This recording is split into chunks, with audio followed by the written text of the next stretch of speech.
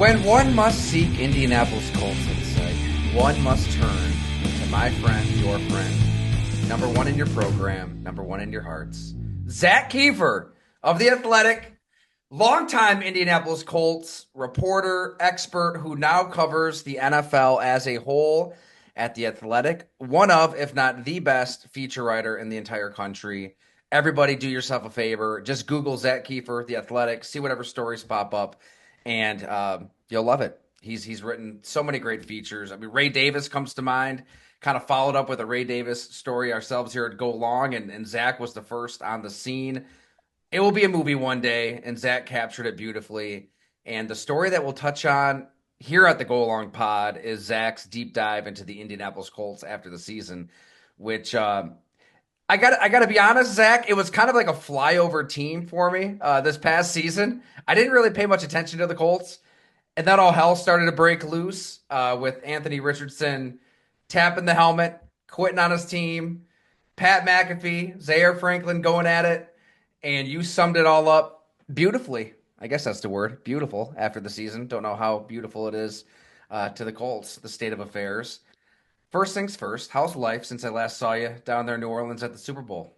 Yeah, we had a nice lunch before we walked over to catch the bus to the Superdome. Great. Thank you so much for the kind words and the intro. That means a lot. Life is good. Digging into some longer stories, which I'm sure you've been pumping out. And, to spin it back to your question, I mean, the Colts were 8-9, but they were a very entertaining and interesting 8-9, and not in the good ways. So that's why we have so much to unpack here. Kind of reminds me of the Rex Ryan, like 7-9, 8-8 days. Because we always say, like, that's where you don't want to be when you're covering a football team. Like, you either want the team to be really, really good and everybody's interested, everybody's vested, or an absolute clusterfuck and, the train's going off the rails and it's just, you don't know who's going to say what day to day. As a reporter, lends itself to some pretty good stories that route as well. But you're right. They're right around 500, and there was a lot to dig into. Like, when did you realize like this Colts season? So I should say you live right in Indianapolis, so Right. you're around the team a ton still. Like, when did you realize, okay, for better or worse, this team's gonna be really entertaining? Well, they were just mediocre and disappointing early on, right? So I live in Indianapolis, but I don't really focus on the Colts like I used to. I used to be there every day. But when you live in the city, you still talk to people. And I still talk to a lot of people in the building. And when Anthony Richardson tapped out of that road game against the Houston Texans, that's when alarm bells sort of went off, right? And that's when my editor said, you need to dig into what's going on. And everybody knows the story. He was picked number fourth overall. They had run through the veteran route for so many years. Irsay was fed up with it. I don't need to rehash all that, but they were picking a quarterback that year or else. It was either going to be Richardson. If they didn't get him, it was going to be Will Levis. Neither have had a great start to their career. And the story from there changed a lot, right? So, they lose both to Houston. He caps out because and I'm using quotes here because he actually did say this in a press conference, which is stunning to me, because he was tired. And I have to mention, Peyton Manning played through a broken jaw here. Andrew Luck played through a broken spleen and God knows what else. And I know those are really high standards and probably unfair, but you just can't tap out of a game and say you're tired and then admit it, right? So that's when we started to know something wasn't right. And that combined with the fact that the dude is just unbelievably inaccurate, like 0 to 15 yards is really, really difficult. Now he's nothing more than a highlight tape right now, and that's the problem. So the story shifted. The Colts continued to fall short of expectations. And then, Tyler, when it really got serious was when they went to the Meadowlands. I still call it the Meadowlands, and got their brains beat in by a 3-win Giants team that hadn't scored more than 20 points all year. And the Giants ran them out of the building after Zaire Franklin had said earlier in the season on his podcast that he wanted to play the Giants so he could pad his stats for the Pro Bowl. That's when we realized something was wrong. And as we canvassed the locker room and I canvassed people around the league, things were really wrong. The frustrations were there. So we cranked out the story in 2 or 3 days, but we had been really gathering and working on it for about 3 months. Boy, do yourself a favor and read it, because it's rare to get that kind of substance beyond a press conference, a poll tested, okay, this is what we should say when we should say it.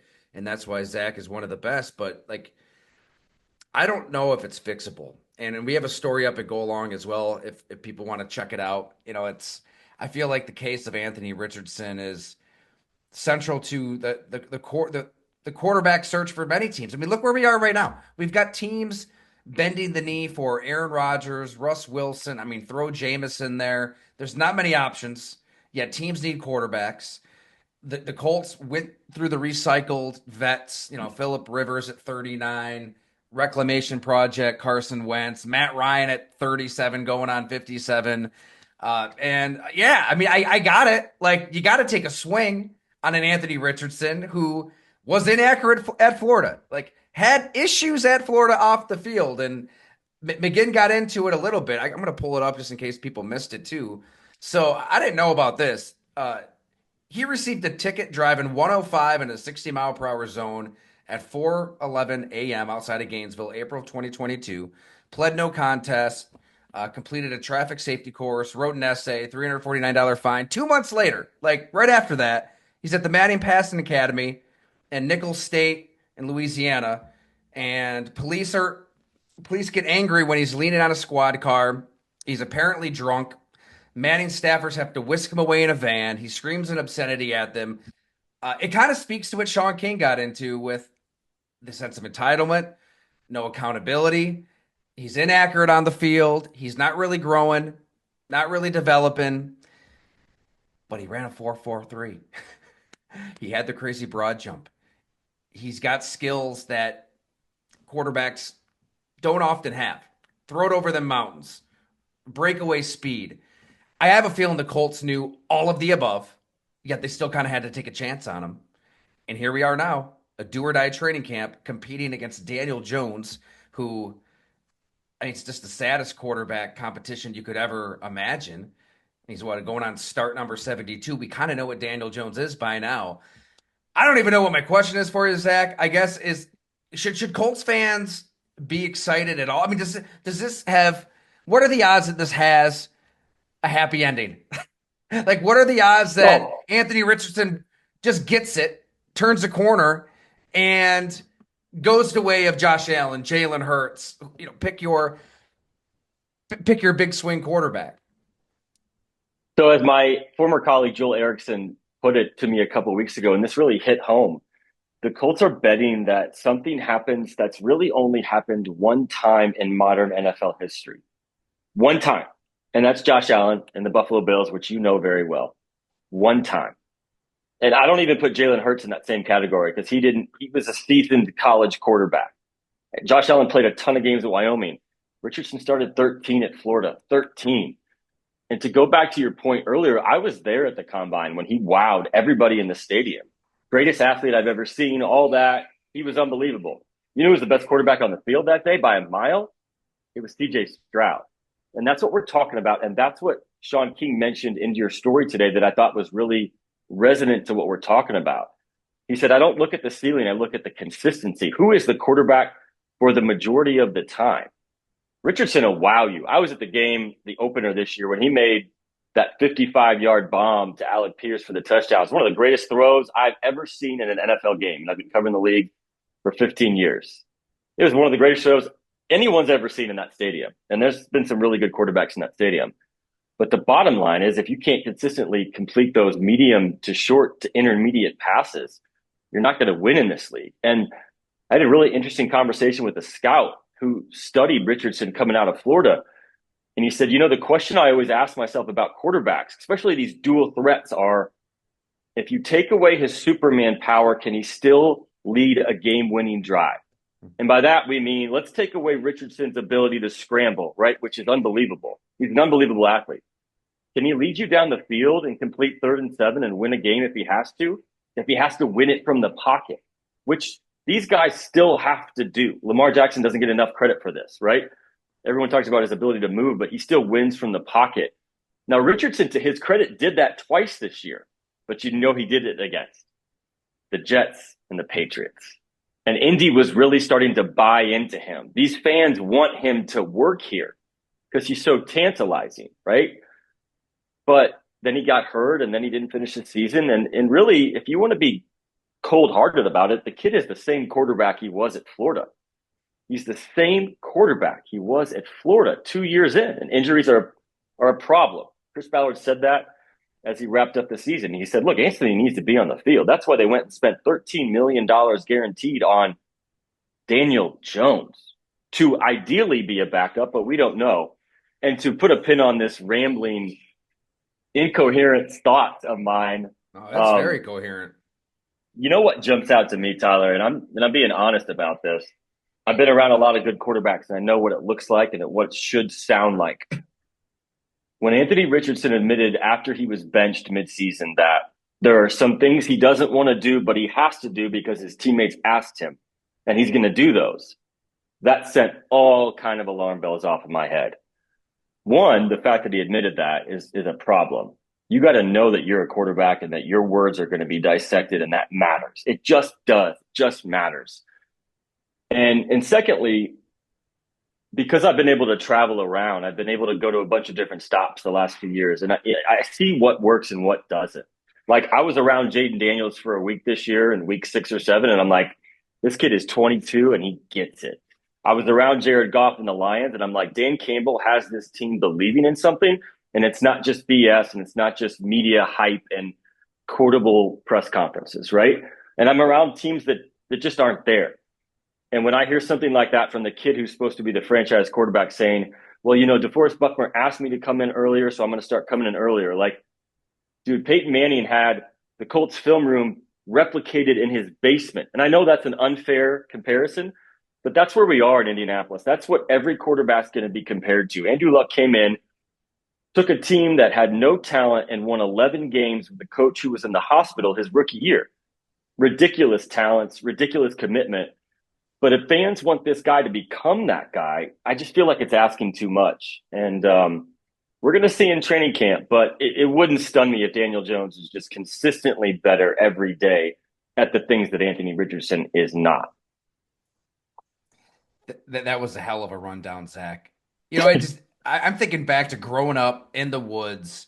There's a lot of stuff to do around the house, and at a young age, it got to the point where my dad would be like, "I don't want to have to ask you to do these things, or if you see that something that needs to be done, just do it. Just have that instinct. I want you to do it yourself." Yeah, right. Yeah, you shouldn't have to, like, a father shouldn't have to tell a son to take out the trash or mow the lawn, whatever it is. And especially in the NFL, a veteran like DeForest Buckner, a veteran like Zaire Franklin, a coach like Shane Steichen or Cam, they shouldn't have to tell you to do these things. And every so often, that honesty, it leaks out of the building. Remember Kyler Murray with the homework clause in his contract? I mean, there's a reason we're all talking about that. There's a reason we're all talking about Anthony Richardson quitting on his team on 3rd and goal against the Texans, a game you've got to win.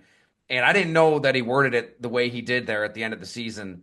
That's terrible. And I thought it was, Zaire Franklin is, better than me. We caught up at the Super Bowl in New Orleans, and he's somebody that's got it, has his quarterback's back. I mean, what else is he going to say? I get absolutely. it. But it seems like he's got his back, and he's supporting him. And this is a month before they signed Daniel Jones, and so many words said, there's going to be competition, and I trust Anthony Richardson is going to rise above that competition. But at the same time, down these lines, he didn't dismiss the tap of the helmet at all. Like, he could have just said, that's a bunch of media BS. You guys made a big deal out of nothing. I asked him point blank, like, did it bother guys in the locker room? And here's what Franklin said, quote, he has to learn how to handle those types of situations better. When you're in that spot, there's a lot of eyes on you. There's a lot of expectations, and there's not a lot of room for grace most of the time, especially when you're playing big minutes and big moments. People want the best from you at all times. I think he did a good job of rebounding, a good job of coming in and putting the work in. And here's the part of the quote that matters most. Guys got to see that for 9 months, which is exactly what Sean King's saying. Like, the players have to see that you give a shit the entire year, not just those 2.5, 3 weeks when you're benched.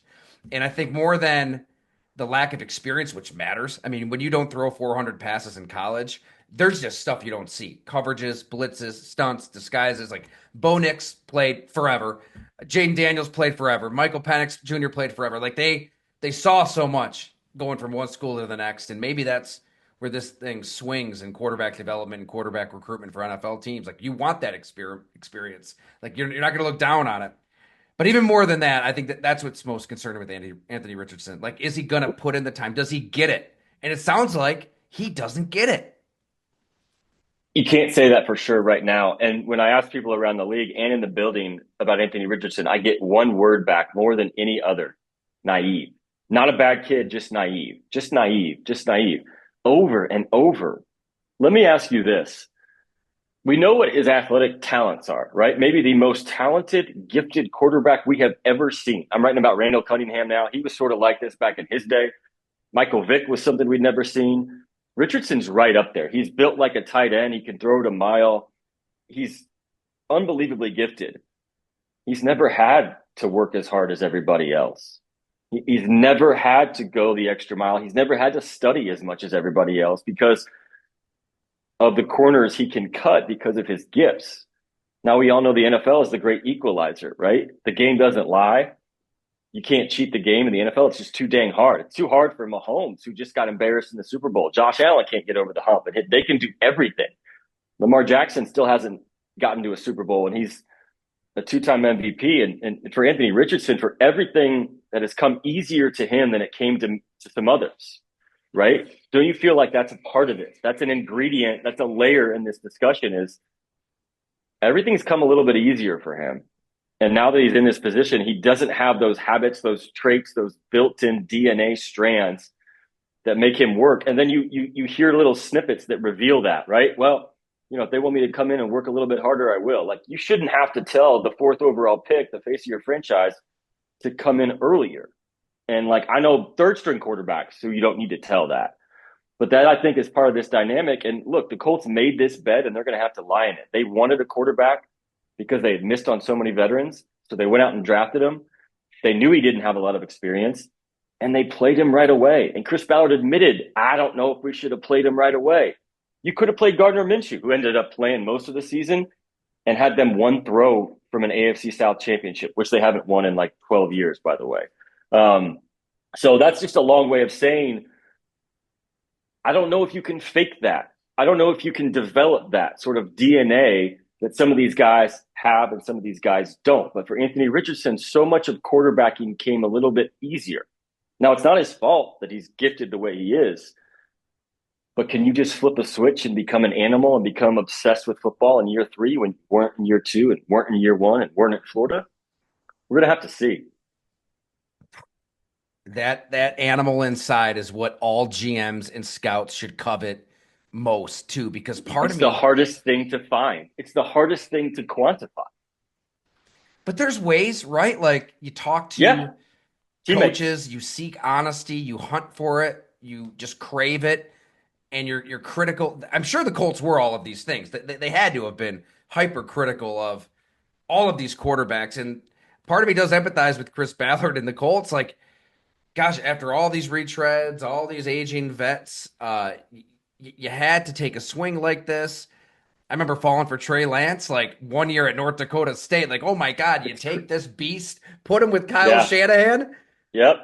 Your head's going to blow. Like, this is a match made in heaven, and it blew up for other reasons. He did not pan out for a lot of the similar reasons that we're getting into here with Anthony Richardson. But that is something you've got to figure out. Like, you should know. I feel like you should know that. What's really inside of a guy, or at least have a strong inkling if you've been around the NFL as long as this GM has. Yeah. And they worked out Bryce Young. They worked out CJ Stroud. Now, they didn't have a chance to take either of them. But this is another problem is when you set yourself up in a position where you have to take a quarterback. Right. That's the problem. Now, maybe they knew, and they just took a chance anyways. You're always taking a chance anyway. But, I mean, they were going to take Will Levis. And I can't imagine that would be much different right now than it is in Tennessee. But, look, I mean, this is the do or die season. Jim Irsay has made that very clear in no uncertain terms that if he's going to run it back for the 9th season for Chris Ballard, it seems very much like his fate is tied to this quarterback. Perhaps Shane Steichen's But I think absolutely Chris Ballard's fate is tied to whatever happens this season, specifically with number 5. Yeah, that's the hard part. Like, what else could they have done? What else should they have done? Were there trade options? Were there free, I mean, nobody makes it to free agency. Like, what at that inflection point? Like, what else could they have done? I really don't know. I mean, Will Levis wouldn't have fared any better if you're going to wait till So the draft. if we're going to play the game, which I did because I covered them for 10 years, the one mistake they made, and you can forgive them in this moment, was right after Andrew Luck retired in 2019. They had a pretty good draft pick. They were 15th. What they should have done is trade up to the top 5 and pick Justin Herbert. What they didn't do was they didn't want to overreach for a quarterback right away. They wanted to just keep their team competitive. So they signed Phillip Rivers, which was a good move. That was a good team. They lost by 1 play in Buffalo in the wild card round, right? And they feel like they should have won that game. And I can hear that argument, right? So they didn't panic, right? They didn't just go right away and trade up and move up. But in hindsight, that was absolutely their best shot to find the guy. Instead, they just wanted to stay competitive. So Rivers kept them competitive. They rolled the dice on Carson Wentz because Frank Reich wanted Carson Wentz.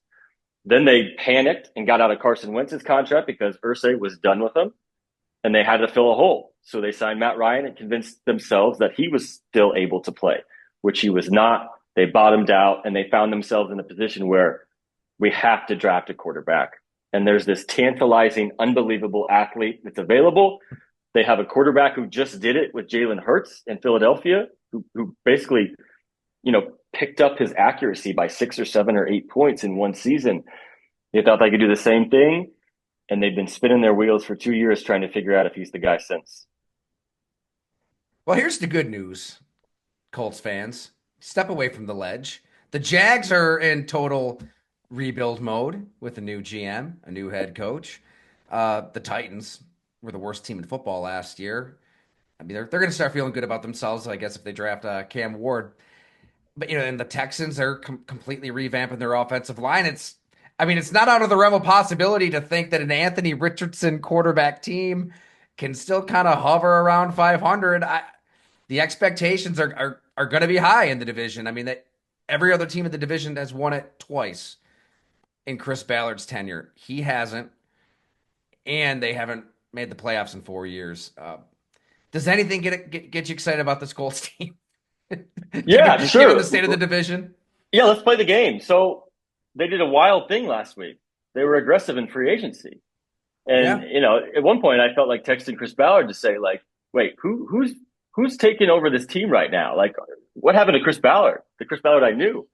Charvarius Ward, like Cam Bynum, like they have added some pieces in the secondary. And with the new defensive coordinator and Lou Anarumo, usually there's an uptick. They were frustrated last year at Gus Bradley's soft playoff receivers style.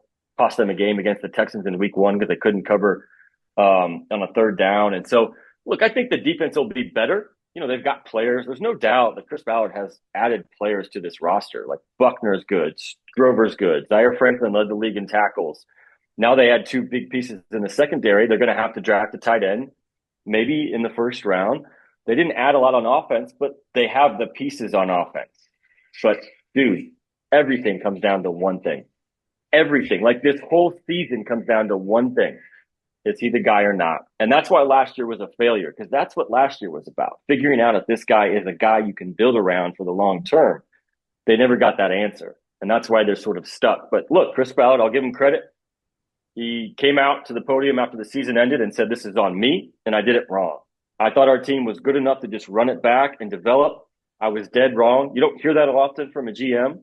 And Chris also knows that words don't matter right now. It doesn't matter what he says. It matters what he does, and it matters what his team does in the fall. But he went out and spent a lot of money. They were top 5 in guaranteed dollars spent. That has never happened with this team since the Grigson era. So, they went and they made their roster better. But the defense can be better. The offensive pieces can be good. None of it matters unless they figure it out at quarterback. And that's why this season's going to be really, really interesting, because we're going to get a sense. I mean, don't you think we're going to know in the first month? We're going to know whether the training camp battle unfolds like we expect or not. If Richardson wins it, nothing really matters until Sundays.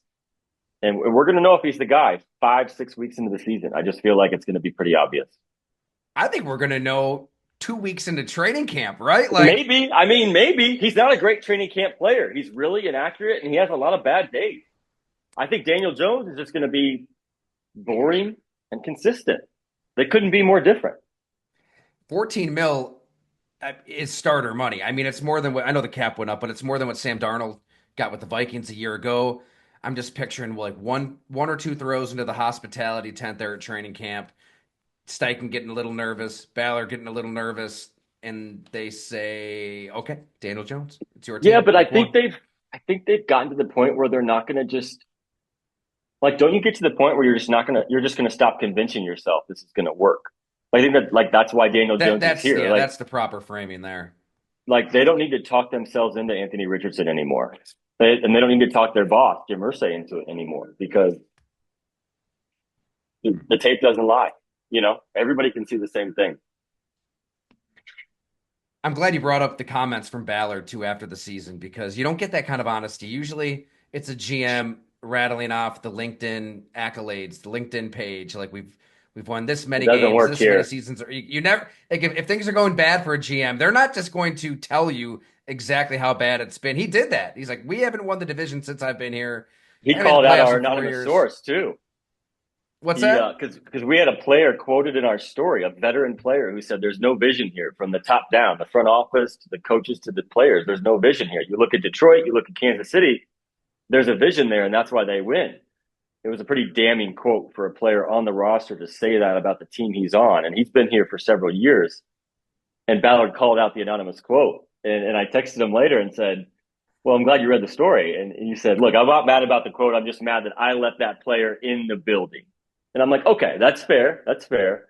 But look, that player is not the only one who had those thoughts. So there's a lot of frustration. Kenny Moore was public about his frustrations about the way this team was preparing and playing during the season after they got beat pretty good by the Bills. So yeah, the frustration's there, and they handled it differently in the offseason in terms of adding fresh voices and people and talent.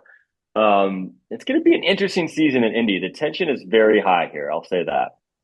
Yeah, and we didn't even bring up Ballard ripping our website here at Go Long, when it came to Oh, that's an AJ annual Mitchell. tradition, right? Yes. The anonymous Yes. quotes. Yeah. I just had to pull up that quote. Yeah, this is off of Bob McGinn had the story in his draft series. I gotta say too, like coaches, scouts, execs that he talked to, and I had after that story kind of went viral.